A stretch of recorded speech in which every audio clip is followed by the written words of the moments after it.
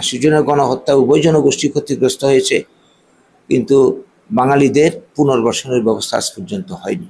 আমরা বাঙালি কাদের বাঙালি বলছে যে বাংলাদেশ থেকে যারা মুসলিমরা, রোহিঙ্গারা যারা অবৈধভাবে ত্রিপুরা দিয়ে ভারতের বিভিন্ন রাজ্য যাচ্ছে, আবার আসাম থেকে বিতাড়িত করে সীমান্তে পুশিন করা হচ্ছে, সেই সমস্ত মুসলিম বাঙালিদের কি বাঙালি বলে, ভারতীয় বলে আমরা বাঙালি দাবি করছে? ত্রিপুরাতে দীর্ঘদিন ধরে একটা স্লোগান চলছে, বাঙালিরা বিদেশি, বাঙালিরা বহিরাগত, বাঙালিদেরকে এখানে চলে যেতে হবে। পাহাড়ি, আদিবাসী, জনজাতি, মণিপুরি, মুসলিম সবাই যারা আছেন, আমরা সবাই ত্রিপুরার নাগরিক, এবং আমরা কোনোভাবেই বিভক্ত হতে চাই না, কারণ এ রাজ্যটাকে আমরা মণিপুর হতে দিতে চাই না। এবং আমরা বাঙালি, আপনারা তো রাজধানী আগরতলায় স্লোগান তুলেছেন যে আগরতলা কার বাঙালির, তেলিয়ামুড়া কার বাঙালির। আমার প্রশ্ন হচ্ছে, ত্রিপুরা তো সবার, আমরা বাঙালি দলের সচিব হিসাবে রাজ্যের যারা উপজাতি বাইরে আছেন তাদের প্রতি আপনার কি বার্তা থাকবে? Hano hay balay kina war masinja may kirim masinja. Hano hay narak sinak mapli nga sa bega social media wo. Mukol baitang eba kuk baitang narak sinak mapli. Yung ite taok te bok sunok pila no mapli no kunyo. Kaham ke semanay chongna eba kaham kino. Boji manay chongna tinini mapli bo faing no. Yung ite taok te bok sok tinini mapli ko bashi. Hano hay balay kino gorong-goro tropal tini chalo balay kino siniti tirpra haste no tunyay eba wahiti prani maling o tunyay. Balay kino kukengka tini chalo amri yaglo bo gorong-goro tropal tini chalo obai ke sinite tirpra sarang o tunyay bo kukengka tamne bolo obai ke thanai chalo sinite tirpra haste no obai ke sini tirpra haste no gorong-goro tropal sini tirpra haste no bongni ni samani yaglo eba obai sinite tirpra sarok balay kino joli jaglai manut tunyay eba aba hai kokterang no tunyay bo tini chalo gorong-goro tropal balay kino kukengka ingite taok te bo sunok mapli no bo puji manai tongna Paringte taok te bo sungsung bichi kok sewi thanai chalo gorong-goro tropal chini tirpra haste no bongni tirpra haste ni samani yaglo eba aba hai aba kokterang no tunyay tini chalo bo tamani kukengka eba bo bai ke chini te taok te bo suno kok sawi khnarika abono tunyay bo sing kija kam ke bujui na na ingite taok te bo suno kija kam ke nai tongri tini no mapli no। এবং আপনার নামে তো ইদানিংকালে FIRO হয়েছে। হ্যাঁ, actually আমাদের যে আন্দোলনটা, আমাদের একটা বড় আদর্শ রয়েছে, মহৎ আদর্শ রয়েছে, একটা দর্শন রয়েছে, প্রাউড দর্শন, প্রগতিশীল উপযুক্ত তত্ত্ব। আমাদের কাছে গোটা পৃথিবীতেই একটা পরিবার, ছোট করে বললে সারা ভারতবর্ষ এই পরিবারের একটা অংশ, এবং ত্রিপুরাও এই পরিবারের একটা অংশ। গোটা মানব জাতি মিলেই একটা পরিবার বা একটা সমাজ আমরা কল্পনা করি। সব মানুষের সামাজিক আর্থিক মুক্তি, বাঁচার নিশ্চিত গ্যারান্টি করাই আমাদের অন্তিম লক্ষ্য। আমরা এখন ত্রিপুরাতে থাকছি, ত্রিপুরাতে আমরা যারা বসবাস করছি, জাতি, উপজাতি বা অন্য যারা, সবাই আমাদের এই পরিবারের সদস্য। তো এখানে আপনি যে প্রশ্নটা করলেন, এটা রাজনীতিতে বা সমাজে কাজ করতে গিয়ে আজকে বিভিন্ন পরিস্থিতির শিকার মানুষ, আমরা যারা বাঙালি অংশের মানুষ যারা রয়েছে আর কি, আপনারা জানেন এই ভারতবর্ষের স্বাধীনতা আন্দোলনে বাঙালিদের যেটা অবদান, সবচেয়ে বেশি শহীদ হয়েছে, রক্ত দিয়েছে, প্রাণ বলিদান করেছে। আজকে দেশভাগের পর বাঙালিরা কিন্তু আজকে গোটা দেশের মধ্যে বিভিন্ন দিক দিয়ে কি বলবো অধিকার থেকে বঞ্চিত হচ্ছে। পাঞ্জাব ভাগ হয়েছে, বাংলা ভাগ হয়েছে, পাঞ্জাবিরা পুনর্বাসন পেয়েছে, ক্ষতিপূরণ পেয়েছে, কিন্তু বাঙালিদের ক্ষেত্রে সেটা হয়নি। ফলে বাঙালিদের এই বঞ্চনার কারণে আজকে বাঙালিদের সারা ভারতবর্ষের বিভিন্ন রাজ্যে বাঁচার প্রশ্নে তারা ঘুরে বেড়াচ্ছে। তো এই ক্ষেত্রে আমরা যেটা লক্ষ্য করছি, ত্রিপুরা, উত্তর পূর্বাঞ্চল ভারতের বিভিন্ন রাজ্যে এই যে গত 2-3 মাস ধরে অনুপ্রবেশকারী খেদাওর নাম দিয়ে বাংলা ভাষায় বললেই অনুপ্রবেশকারী বলে দাগিয়ে দেওয়া হচ্ছে, অত্যাচার করা হচ্ছে, উপযুক্ত প্রমাণ দিয়েও তারা বাঁচতে পারছে না।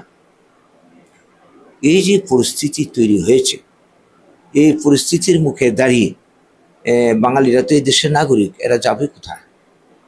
এদের তো অধিকার আছে, বাঁচার অধিকার আছে, সাংবিধানিক অধিকার আছে। তো তার জন্যে সবাই কিন্তু এটার প্রতিবাদ করছে। আমরা তো করছি, আমাদের মতো বা আমাদের থেকে আরো বেশি করে অন্যরা প্রতিবাদ করছে। তো এখানে ত্রিপুরাতে আমরা যারা বাঙালি অংশের মানুষ যারা আছি, আপনারা জানবেন যে এই ত্রিপুরা ভারতের সঙ্গে যুক্ত হয়েছে 49-এর 15ই অক্টোবর। তার আগের থেকে কিন্তু ত্রিপুরাতে বাঙালিরা ছিল, উপজাতিরাও ছিল, এবং বর্তমানে ত্রিপুরার যে অংশটা চাকলা রসুনাবাদ পরে রয়েছে, এই অংশ বাঙালিরা আছে, উপজাতি সমাজের মানুষও আছে। তো আমরা তো ভারতের অধিবাসী যেমন ত্রিপুরারও অধিবাসী। তো এখন যে জিনিসটা চলছে 80 জুনের গণহত্যার পর থেকে আমরা যেটা লক্ষ্য করছি আর কি, যে এই বাঙালি অংশের মানুষ আজকে ত্রিপুরার এডিসি অঞ্চল বা প্রত্যন্ত অঞ্চলে তাদের বিভিন্ন সমস্যা মুখে এখন পড়ছে। 80 জনের গণহত্যা উভয় জনগোষ্ঠী ক্ষতিগ্রস্ত হয়েছে, কিন্তু বাঙালিদের পুনর্বাসনের ব্যবস্থা আজ পর্যন্ত হয়নি। তো এই জায়গায় দাঁড়িয়ে মানুষ তো বাঁচতে হবে, যাবে কোথায় বলুন? ত্রিপুরাতে যারা বাঙালিরা আছে, ভারতবর্ষে যারা আছে, তারা কি আর অন্য দেশে যাওয়ার বা অন্য কোথাও যাওয়ার কোনো সুযোগ আছে? থাকতে হবে এই রাজ্যে, এই দেশেই।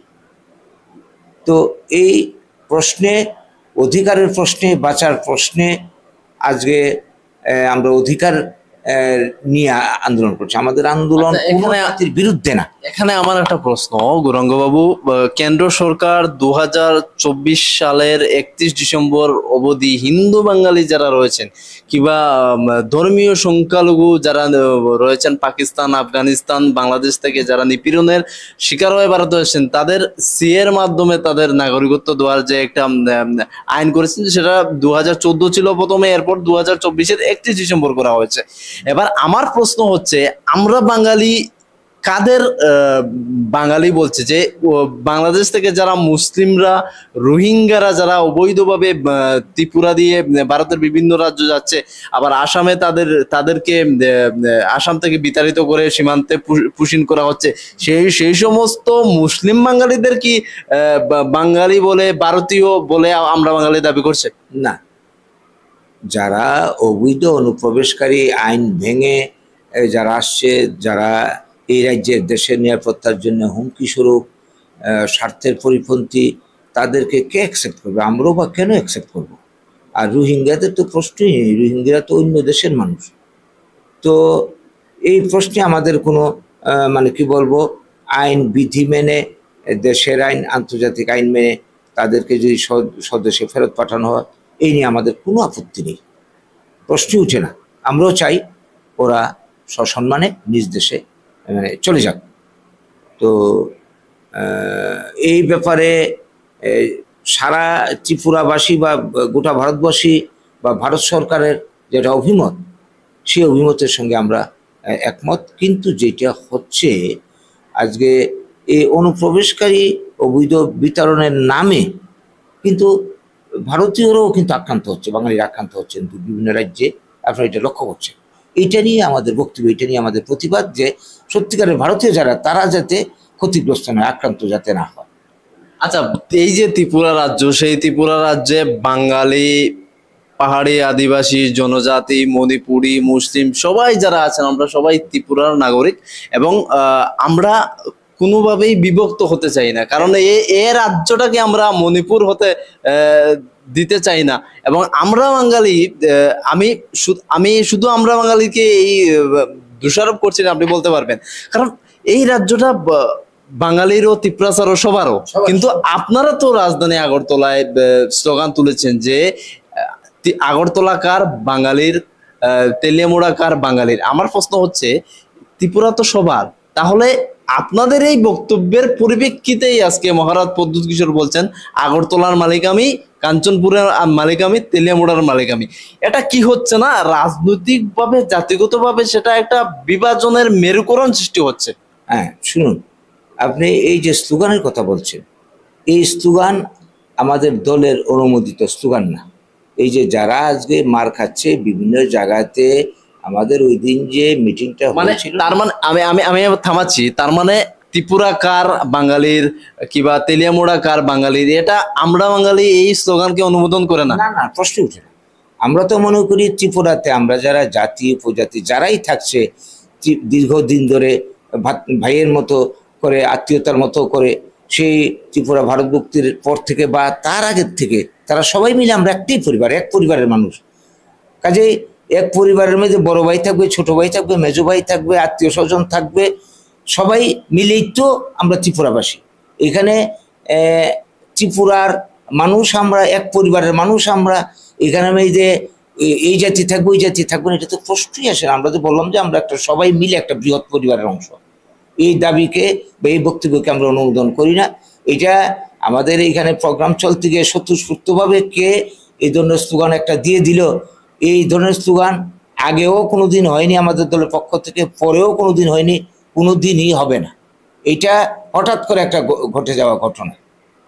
এটা কাজে এইটা নিয়ে আমাদের কোনো কি বলবো, এই ব্যাপারে আমরা জড়িত না, যুক্ত না, কিছুই না। এটা স্বতঃস্ফূর্তভাবে হঠাৎ একটা ঘটনা ঘটে। কিন্তু এই জিনিসটা আপনারা লক্ষ্য করছেন, অবশ্যই ত্রিপুরাতে দীর্ঘদিন ধরে একটা স্লোগান চলছে, বাঙালিরা বিদেশি, বাঙালিরা বহিরাগত, বাঙালিদেরকে এখানে চলে যেতে হবে। অনুপ্রবেশ ব্যাপারটা কিন্তু স্লোগানটা এসছে এই কিছুদিন হলো, ধরেন 2-3 মাস ধরে সারা ভারতবর্ষে যেটা চলছে, কিন্তু তার আগের থেকেই কিন্তু এটা চলছিল।